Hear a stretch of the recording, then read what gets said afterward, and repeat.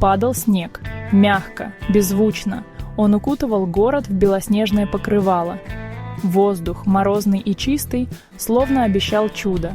Старинные часы на церковной башне пробили время. Их одинокий звук разнесся в тишине.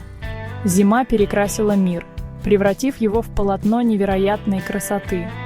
Снег приглушал все звуки, лишь следы на нем выдавали присутствие жизни. Одинокая фигура в теплом пальто бодро шла по улице. Ее дыхание белым облачком растворялось в морозном воздухе. На губах играла легкая улыбка. Снег всегда был для нее особенным. Ее звали Аня. Она была писательницей и находила утешение в словах. Ее рассказы были наполнены теплом и светом.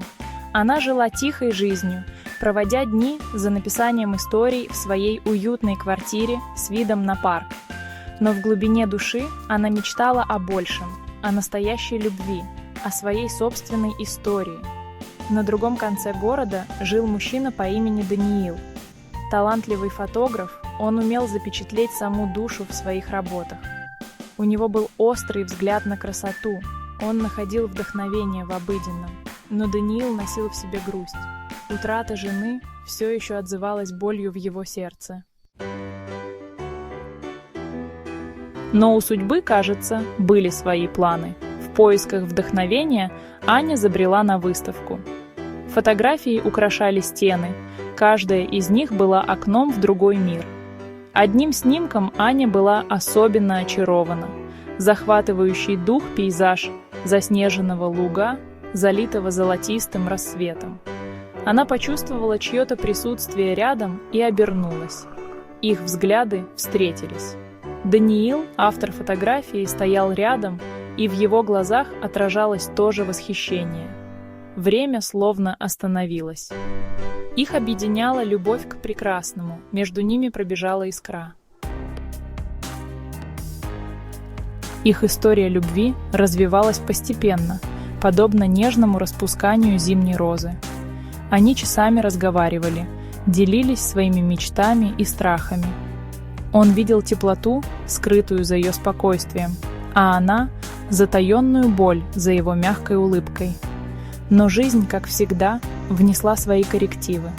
Они сделали предложение, которое давало ей шанс осуществить свою мечту — стать известной писательницей. Но для этого нужно было переехать. Решение разрывало Анне сердце. Могла ли она оставить эту новую любовь, этого мужчину, который раскрасил ее мир красками, о существовании которых она даже не подозревала? Видя ее сомнения, Даниил обнял ее. Он не хотел подрезать ей крылья, не хотел ставить ее перед выбором. Любовь, считал он, это жертва, это желание лучшего для другого человека, даже если это означает отпустить. Аня приняла предложение. В день ее отъезда снова пошел снег, словно напоминая о любви.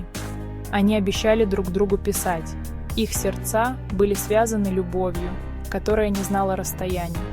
Прошли месяцы, наполненные тоской и шепотом обещаний во время ночных телефонных звонков. И вот однажды Даниил получил письмо. В нем была ссылка на блог Ани. Дрожащими руками он кликнул на нее. Его глазам предстала фотография, тот самый заснеженный луг, который свел их вместе. Под ней была подпись. В некоторых местах хранятся воспоминания, шепот любви, который звучит сквозь время. «Я буду ждать тебя там, на нашем лугу, где вечно падает снег». Даниил закрыл глаза, по его щеке скатилась одинокая слеза.